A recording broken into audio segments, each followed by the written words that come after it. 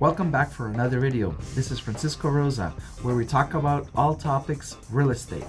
Today's topic, understanding the monthly mortgage payment on your new mortgage or loan.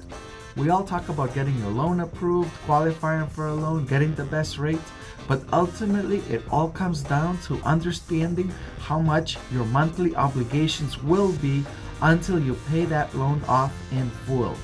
Mortgage terms can vary, and you can get a loan for 10 years, 15 years, 20 years, and the typical common mortgage that most people apply for is what we call a fixed rate loan, 30-year term.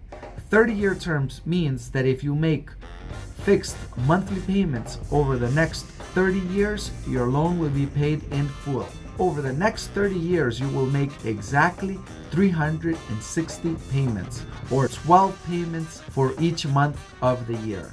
The standard language on any loan, if you follow a conventional financing, has the mortgage being due on the first of the month with 15-day grace period, and only after the 16th will you get charged a late fee for the missed monthly payment. That late fee can vary anywhere from 1% to 5%, but the typical charge is 3% of the monthly payment. You're not paying 3% of the loan, but only 3% of the monthly payment.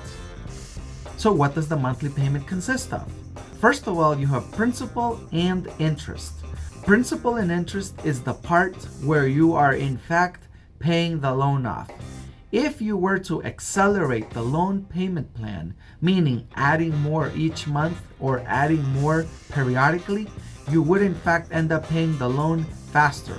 On the alternative, if you stick to fixed monthly payments, never paying more than is necessary, you will pay it exactly according to the outline and terms defined by the lender. Whether it's a good idea or bad idea to pay it ahead or early, which is the subject of many other videos, is really a matter of financial planning and budgeting, and you have to do what makes sense for you. More on that topic in the future. In addition to your principal and interest, if your loan exceeds 80% of the home value, you generally have to pay mortgage insurance or PMI, which is private mortgage insurance. Mortgage insurance can be government insured, FHA, VA, or in the alternative, some lenders work with private mortgage insurance companies. It is a charge promising the lender that if they grant you the loan, they will in fact be paid in full regardless of whether you commit to the payment or not. It works by guaranteeing that if the lender were to suffer a loss as a consequence of you not paying the money back, the insurance company will make up the difference in the loss suffered by the lender. You simply have to commit to a monthly charge as part of the loan.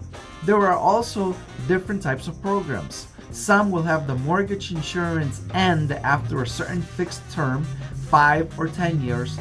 Others are mortgage insurance for the life of the loan. So what's the last part of your mortgage payment?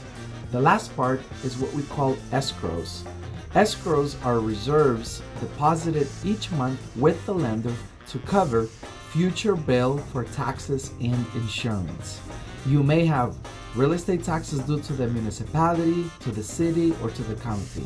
In addition, if you have a single family or multifamily, you are probably paying annual homeowners insurance.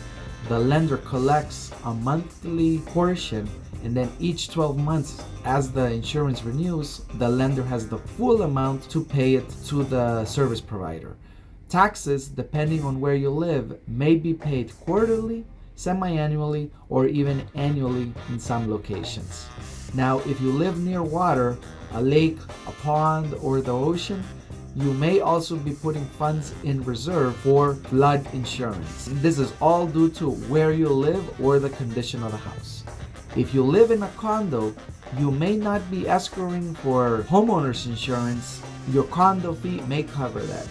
But that payment is not being escrowed. Usually you gotta pay that out of pocket directly to the condo association on a monthly basis. There are pros and cons to each type of property, and it all depends on what you're interested in investing and understanding what works best for you. Separate and apart from the mortgage payments, you have to be responsible for the water, the sewer, maybe a trash bill, in addition to all household utilities. In this area, gas and electric is the minimum. Certain locations that don't have gas pay for propane, or heating may be done maybe by oil, which has periodic deliveries. I hope you found this useful. Thank you for watching.